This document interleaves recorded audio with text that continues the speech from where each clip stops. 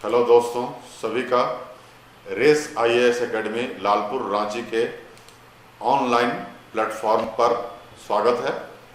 और race IAS academy के द्वारा मल्टीपल चॉइस क्वेश्चन की एक श्रृंखला आज से 1 जुलाई 2023 से लॉन्च की जा रही है, जिसके तहत प्रतिदिन देश विदेश के महत्वपूर्ण जो समसामयिक घटनाक्रम है उनको एमसीक्यू के रूप में यानी मल्टीपल चॉइस क्वेश्चन के रूप में आपके समक्ष रखा जाएगा और जो आने वाले सभी परीक्षाओं के लिए काफी महत्वपूर्ण है और यहां से प्रश्न पूछे जाने की अधिक से अधिक संभावनाएं हैं।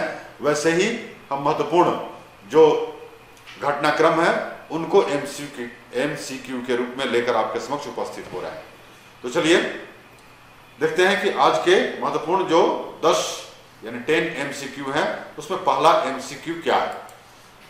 तो पहला आपके समक्ष जो एमसीक्यू है उसके तहत प्रश्न रखा गया है वह when is the international asteroids day observed every year, अर्थात अंतरराष्ट्रीय क्षुद्र ग्रह दिवस हर साल कब मनाया जाता है। 27 जून, 28 जून, 29 जून और 30 जून।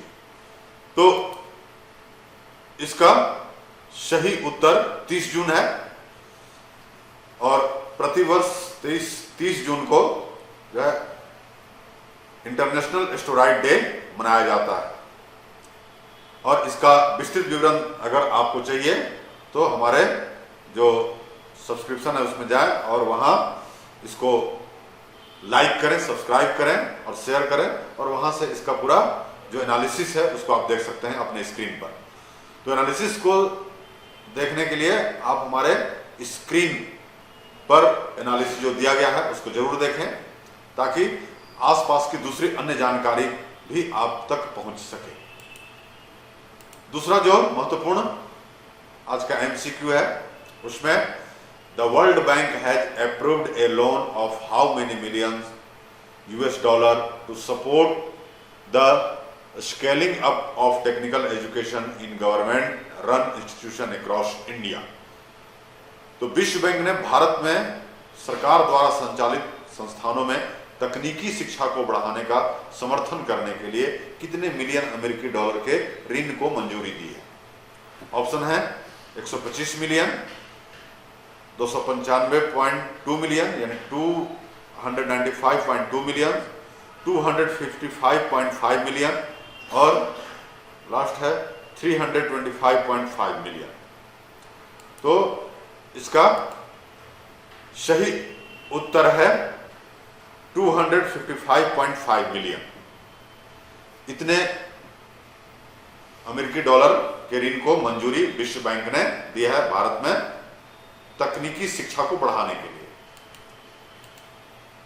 अगला जो महत्वपूर्ण प्रश्न है वह है Who is the first Indian Prime Minister to address the joint session of the US Congress twice recently? तो यह अभी हाल में काफी ज्यादा चर्चा में रहा। हाल ही में अमेरिकी कांग्रेस के संयुक्त सत्र को 2 बार संबोधित करने वाले पहले भारतीय प्रधानमंत्री कौन है। अब ऑप्शन है आपके समक्ष मनमोहन सिंह, नरेंद्र मोदी, अटल बिहारी वाजपेयी और नन ऑफ दीज। तो सही उत्तर इसका है नरेंद्र मोदी। यह भारत के पहले ऐसे प्रधानमंत्री हैं जो अमेरिका के संसद के संयुक्त अधिवेशन को दूसरी बार संबोधित किया है। इसके पहले उन्होंने 2016 में यूएस कांग्रेस के संयुक्त अधिवेशन को संबोधित किया था। इसके पहले इजराइल के प्रधानमंत्री बेंजामिन नेतन्याहू जो है वह कांग्रेस के संयुक्त सत्र को 2 बार संबोधित कर चुके हैं। इसके बाद अगला जो महत्वपूर्ण प्रश्न है वह है which states hockey team has recently own the hockey India junior mains national championship 2023, अर्थात हाल ही में किस राज्य की हॉकी टीम ने हॉकी इंडिया जूनियर पुरुष राष्ट्रीय चैंपियनशिप 2023 जीती है।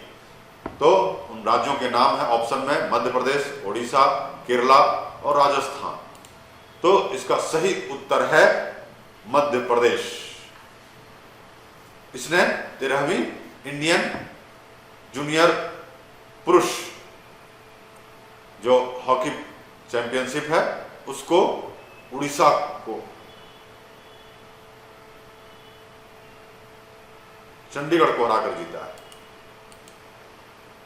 अगला जो प्रश्न है वह है where has home minister Amit Shah inaugurated the sacrifices pillar recently, अर्थात हाल ही में गृह मंत्री अमित शाह ने कहां बलिदान स्तंभ का उद्घाटन किया है। ऑप्शन आपके समक्ष है लद्दाख, न्यू दिल्ली, श्रीनगर, मुंबई। तो इसका उत्तर है इन्होंने श्रीनगर जम्मू कश्मीर में इसको उद्घाटित किया है बलिदान स्तंभ को, और उन बहादुर शहीदों की श्रद्धांजलि है जिन्होंने वहां पर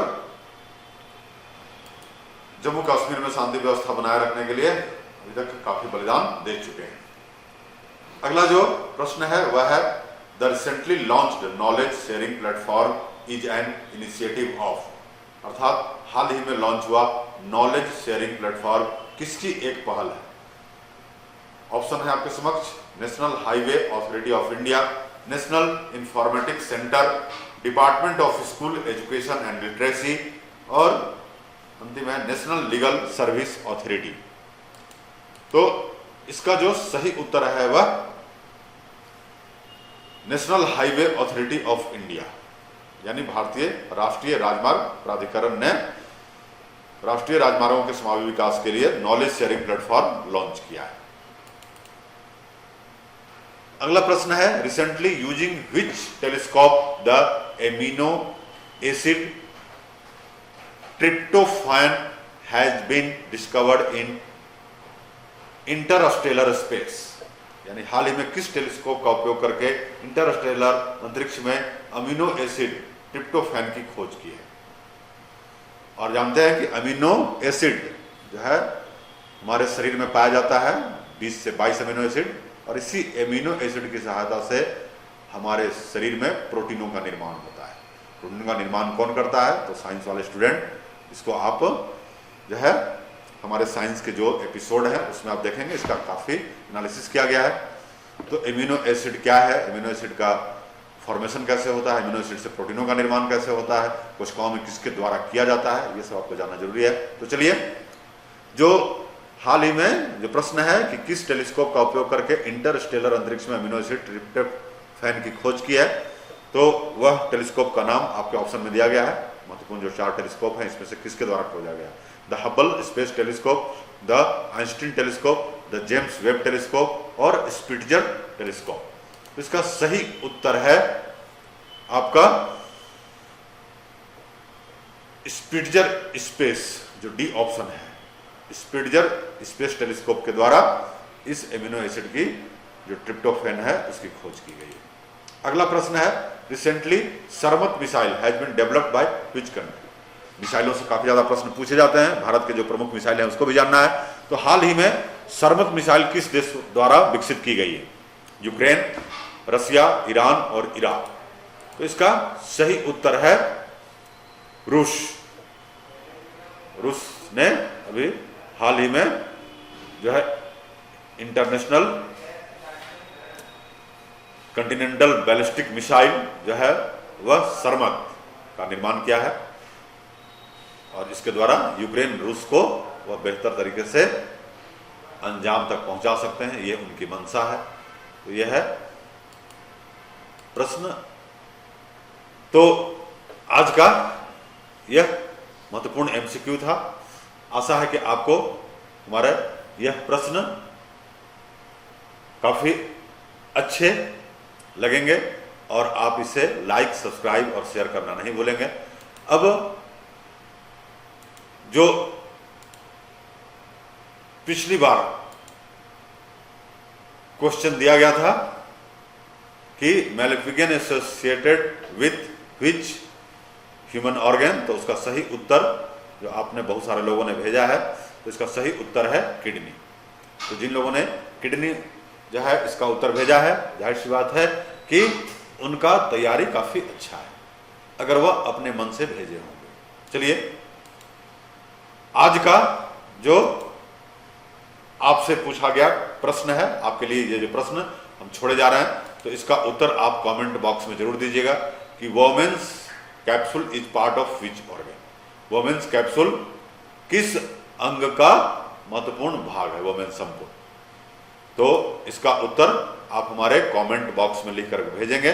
आशा है कि हमारा यह MCQ का क्विज सेशन भी आपको काफी जो है महत्वपूर्ण जानकारी उपलब्ध कराएगा। आप इससे लाभान्वित होंगे और इसे लाइक, सब्सक्राइब और शेयर करना नहीं भूलेंगे। तो चलिए यहीं आज का हमारा सेशन समाप्त होता है। जय हिंद, जय भारत।